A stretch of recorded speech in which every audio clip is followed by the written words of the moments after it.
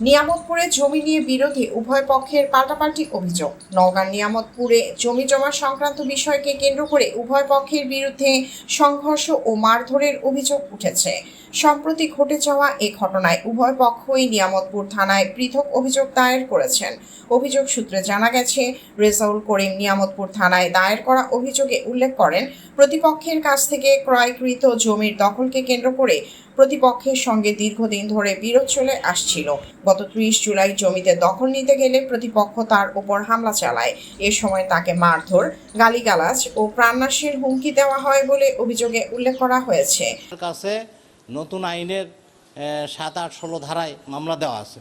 এটা তৃণ স্যারের কাছে আমি 27 তারিখে দেখাও করছি। উনি বলছে ওনারা নোটিশ করছেন, ওদেরকে নোটিশ করছেন, অথচ ওরা ডেট না দিয়ে এখানে না এসে ওরা উল্টে আমার বিরুদ্ধে থানা অভিযোগ করছে। আমি সিঁড়ি করতে বাধা দিচ্ছি।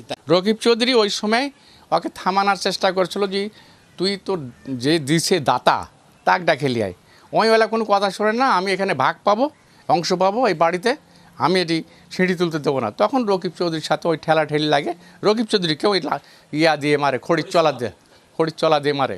আমি মোহাম্মদ ফরহাদ হোসেন, আমি আবুল হোসেন সাহেবের ছোটো ভাই। তো আমার ভাই আমাকে ডাকলো আজকে 30 তারিখ। তো আমি যাই দেখি যে রেজাউল মারমুখী হয়ে চলে আসতেছে, টিন খোলা লোকের টিন খুলতে বাধা দিচ্ছে।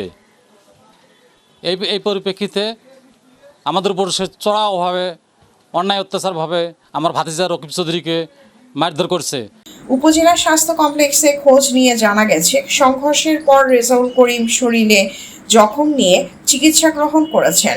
নিয়ামতপুর থানায় ভারপ্রাপ্ত কর্মকর্তা ওসি মাহবুবুর রহমান বলেন, এ ঘটনায় উভয় পক্ষের অভিযোগ নেওয়া হয়েছে।